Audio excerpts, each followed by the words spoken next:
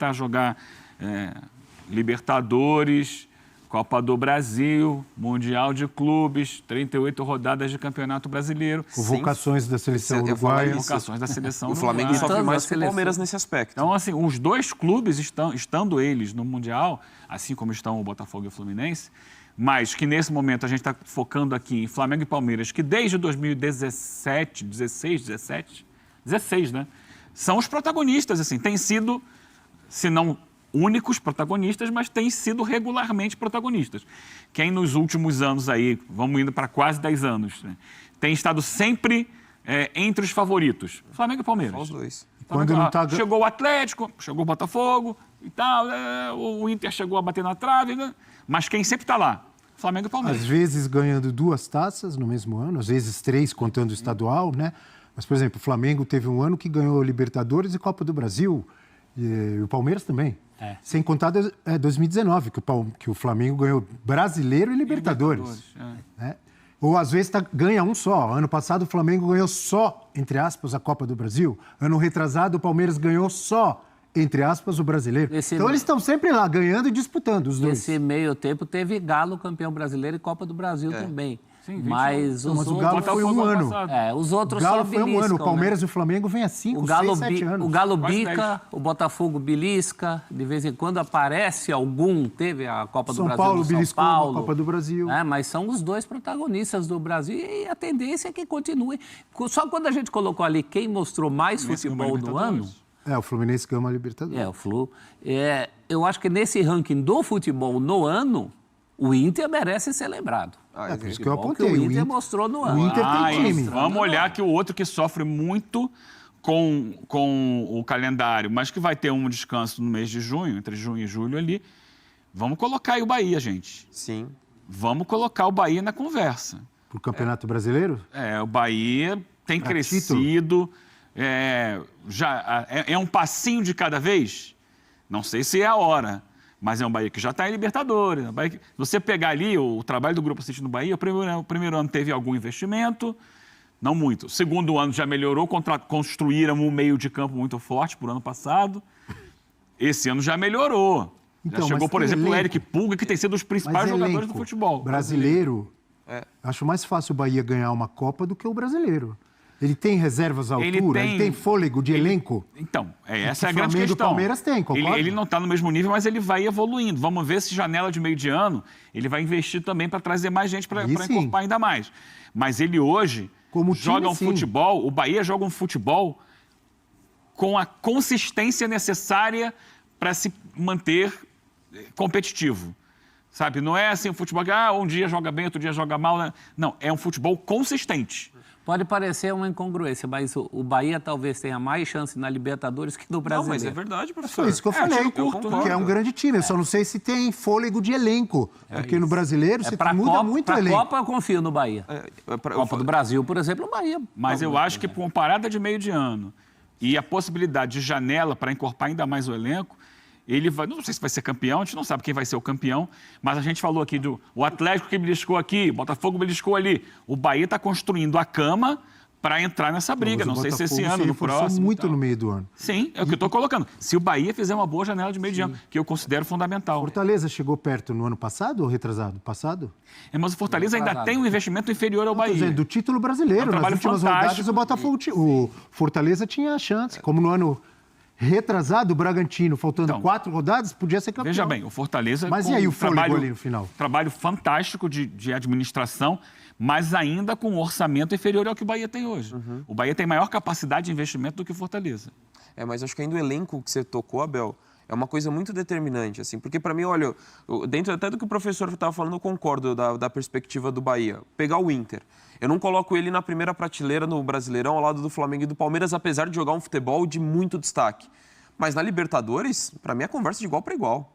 Na Libertadores, acho que o Inter, ele enfrenta qualquer um, é candidato ao título, então acho que pesa muito essa questão do elenco. Só que o formato da temporada do calendário, ele pode mudar muita coisa que a gente está falando hoje. Claro. E ainda mais times com menor elenco. Vou citar um exemplo de quem está sofrendo agora. Para mim, o São Paulo é um time muito mais forte do que ele tem apresentado no futebol. Mas ele está muito desfalcado. Sem Lucas e Oscar, e isso determina quase muito. metade do time. Exato. Na conta, né? Então, acho que acaba influenciando. Inclusive, até acho que muitas vezes se faz uma análise do trabalho do Zubeldia mais crítica do que realmente o trabalho. Acho que ele faz um bom trabalho de uma forma geral e tem sofrido muito com desfalque. Só estou dando o exemplo do São Paulo para ver o quanto que, de repente, uma lesão pode influenciar. E, às vezes, até mesmo os grandes elencos de Flamengo, de Palmeiras, com Mundial, com convocação para a seleção, pode ser que, e eles avançando em competições de mata-mata, pode ser que isso torne ainda mais imprevisível a temporada. Isso pode ser muito determinante. Mas hoje eu acho que Flamengo e Palmeiras são os de maior destaque, pensando em desempenho e profundidade de elenco. Tem a desmobilização. Corinthians não? Corinthians... Não acho. O Corinthians pode beliscar uma copinha, eventualmente. Uma Copa do Brasil, a Sul-Americana já passou. Já está difícil. Chegou na final e não ganhou. Uma copinha em relação aos campeonatões. Né? A Sul-Americana já começou mal, então isso também dá uma desmobilizada, aí vai ter que dar um esforço extra naquela que não era a prioridade. Então, mas o Corinthians não pode entrar, assim como o Eugênio falou do Bahia. Se o Corinthians no meio do ano dá uma reforçada aí no seu elenco, ele não pode brigar pelo brasileiro? Olha, aí aumenta a dívida também, inclusive. Tem né? time? E aumenta também a dívida, né? Mais 700 de cá, 700 de lá. Isso é verdade. Também tem esse outro lado, né? Que a gente... Isso foi aumentando a dívida que o Corinthians ganhou os últimos títulos. Essa dívida que o Corinthians tem hoje é por causa... Racionalmente, eu sempre falo, eu não sei qual é a receita para você salvar uma padaria. Agora, para ela não falir, você não pode deixar de comprar farinha. Aí também de uma maneira racional, né? Você está gastando um pouco mais ali, cobre aqui, não fica devendo tanto. Essa coisa que é um mal do futebol brasileiro em geral, o Corinthians é a bola da vez nisso. Né? Todo mundo pensa no Corinthians. E o Corinthians é um time muito inconsistente e, sobretudo, defensivamente. E acho que para um time ser campeão em pontos corridos... ser tão frágil defensivamente, isso para mim é um aspecto determinante para não colocar o Corinthians como um dos candidatos ao título. E olha como gasta mal, Dom. Não acredito. Quem tem pouco dinheiro não pode fazer uma feira ruim, né? O Corinthians tem problemas defensivos, talvez seja o setor em que o Corinthians mais trouxe jogador novo. Você tem toda a razão, professor. Só trouxe zagueiro, lateral, agora acertou um lateral esquerdo. 4 laterais esquerdos. E é o setor que é um problema que aflige o Santos também. O Santos tem pouco dinheiro, mas olha como o Santos gasta mal.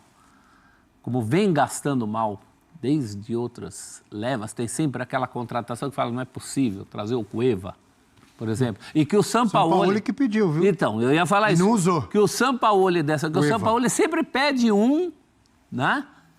Que ele se contente com o Neymar agora, como essa coisa mais barulhenta, e se vier que faça um trabalho... Você ia dizer que ele pede e larga, né?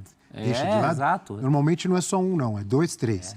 Voltando ao Flamengo e Palmeiras, e já que a gente falou muito de elenco, citando outros clubes que podem ou querem lutar pelo título do brasileiro, vamos olhar um pouquinho mais para os elencos de Flamengo e Palmeiras, os dois que lideram aí, estão na frente no Campeonato Brasileiro, nas primeiras colocações.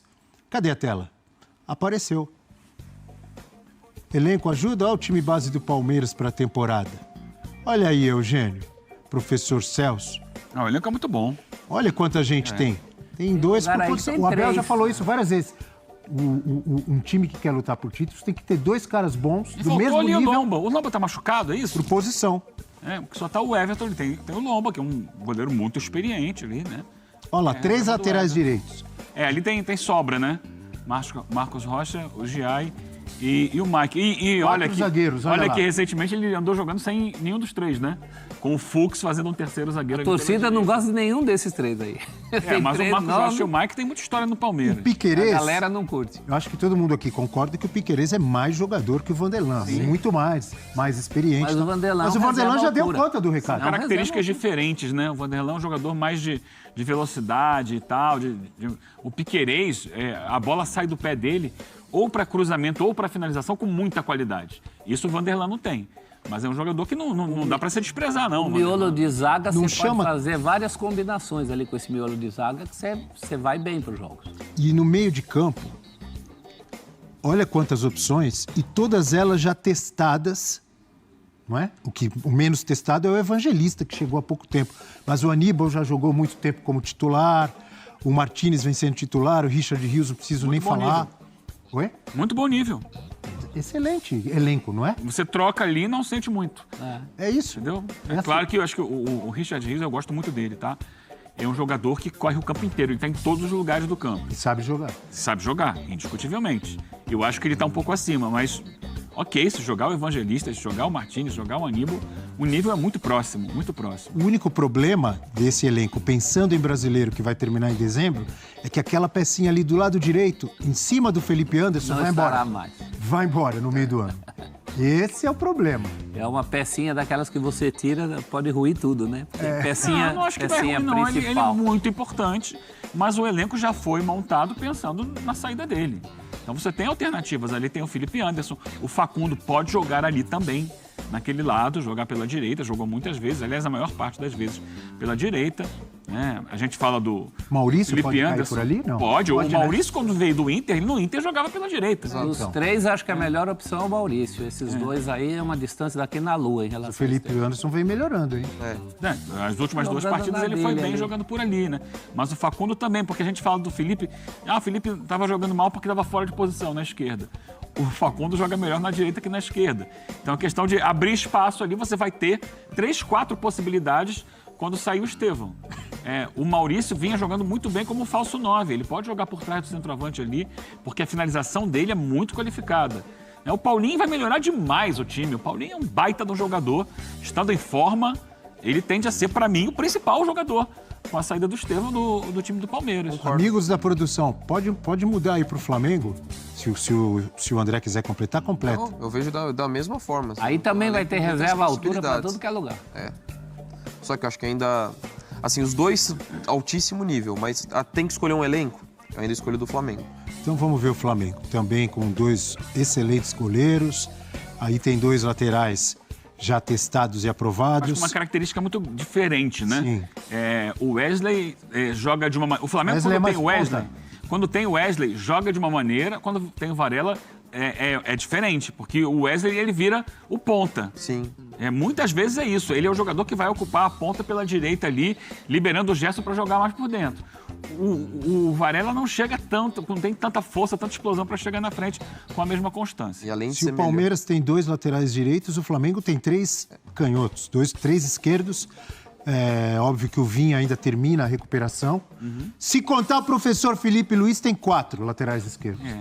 Tem a questão do Danilo ali, né? O na Danilo direita, já está voltando a estar à disposição, mas não... Eventualmente pode jogar de lateral. Exato. Tem 3 opções. Mas é um jogador que chegou e machucou. Então a gente fica com o pé atrás até pela idade. O Cleiton é um zagueiro também que não tem o mesmo nível dos outros. É um jovem e tal, pode se desenvolver e chegar lá. Então, essa reserva da zaga, para mim, eu tenho um pé atrás. Tá? Então, e a reserva do meio... Não é o mesmo nível que você falou. Você usou a frase perfeita quando falávamos do meio-campo do Palmeiras. Você falou assim, muda e não cai o nível. Eu acho que no caso do Flamengo, cai. Por exemplo, de Pulgar pro Alan. Cai. Ou de De La Cruz pro Everton Araújo. Cai. Do Arrascaeta pro Matheus Gonçalves. Mesmo o Matheus Gonçalves sendo bom jogador, tem nem dúvida que cai, né? Qualquer um no lugar do Arrascaeta... Do Pedro pro Juninho. Também cai. Também. O Flamengo tem excelente elenco, mas do meio pra frente...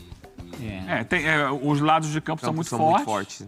Michael, Plata, Luiz Araújo, Cebolinha, muito Os lados estão muito fortes. Você tem um bom time titular, muito bom, excelente time titular. E em várias posições, a reposição não é no mesmo nível. O que você disse... Até porque o nível é muito alto do time titular. Mas em vários lugares do time você não tem reposição no mesmo nível. Que você Essa disse é uma questão. Agora, acima de tudo, o que importa é uma ideia de jogo que todo mundo executa. Sabe? Todo mundo sabe o que tem que fazer. Claro que há jogadores que conseguem fazer coisas que outros não fazem. Eu dei aqui apenas o exemplo do Wesley. Mas você sabe que tem um comando que consegue tirar mais do time. Só que sim, acho que a maior diferença ali é que no Palmeiras a distância entre titulares e reservas, e às vezes a gente não sabe quem é o titular, quem é o reserva, porque a distância é muito pequena. No Flamengo a gente sabe, em praticamente todas as posições, quem são os titulares e quem são os reservas.